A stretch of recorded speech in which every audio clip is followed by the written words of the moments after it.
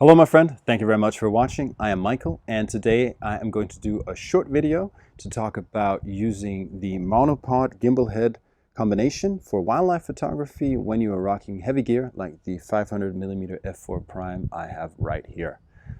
I've been using this combination for about 6 months now and I really like it. So for the rest of this video I'll talk about the benefits I see with using this setup, this combination, and I'll round off with mentioning a couple of situations where I absolutely do not think that this is a very good solution. But let's start with the benefits.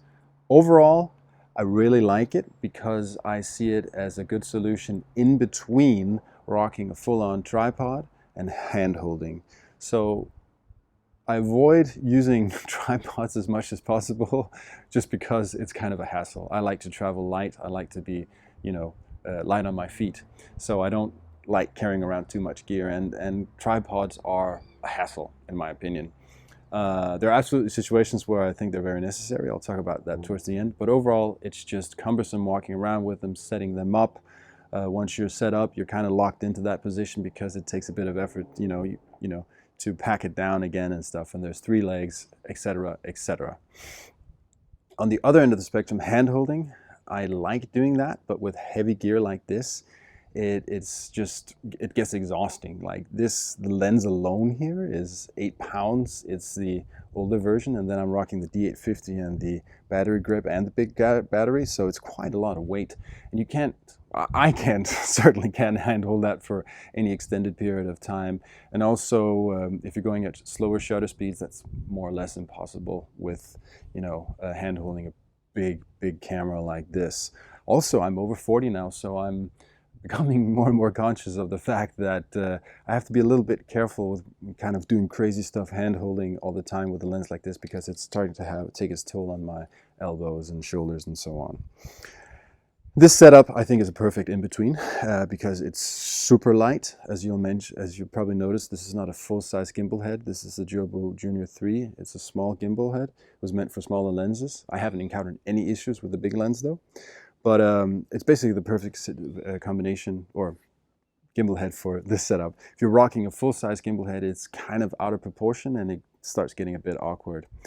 But yeah, so super light, and it gives me the support I need so I can get the weight off of my body, off of my arms. At the same time, it offers me good stability in the sense that I can go out on an overcast day, for example, in low light situations, and I can go at some pretty low shutter speeds that I wouldn't be able to if I were hand holding.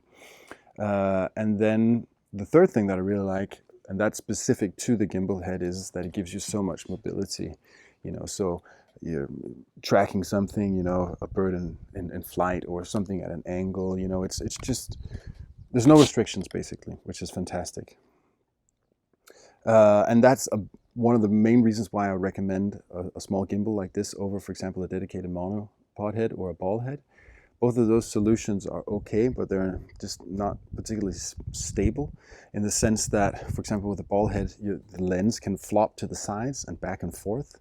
So it's kind of, you have to lock it in really tight.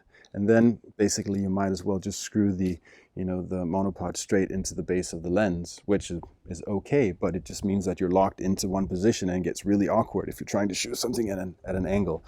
And with the dedicated monopod head, I mean, it only tilts in one direction, back and forth, but it can still flop, like this and like that, because it's a heavy lens, so you have to lock it all the time. And then you're kind of in the same situation where then you might as well just put the monopod straight into the foot of the lens, and also there is a risk that you can hurt your fingers and stuff when it flops. And even if the camera, and the lens are not going to fall off, it still feels that way when it flops, and it gives you a bit of a heart attack, me anyways, and that just kind of makes me feel uncomfortable. So the monopod, or sorry, the gimbal head just takes care of all of that. So I think that's a great solution. And also, like for transport, carrying the lens, if you're walking around in the environment, it's just super easy to throw it on your back like that, and it's really fast at your back, into shooting position. Situations where I would not use this, well, for example, if I'm sitting still and I have to be super stealthy, I'm covered up in camouflage and I have to be really quiet, absolutely use the tripod, because you can just set it there, minimal movement. This is gonna, create much more movement.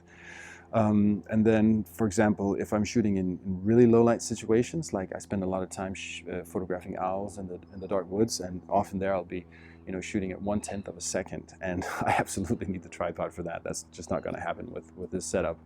And also, any kind of video, I would definitely recommend. Oh, sorry, there's a deer and a little fawn coming by right now. 2 fawns, oh my God. Sorry, I'm gonna round off this video pretty quickly. I'm out in my yard and I gotta go photograph these guys. They are so cute, I can't believe it.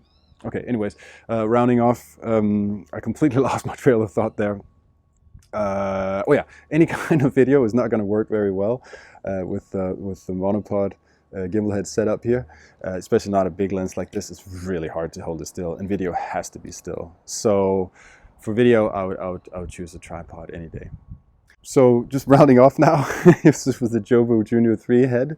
I have a Miller monopod. The reason why I have this monopod is that it's one of the sturdiest, stiffest ones I could find with the best locking mechanisms at a reasonable price. It was about 200 bucks.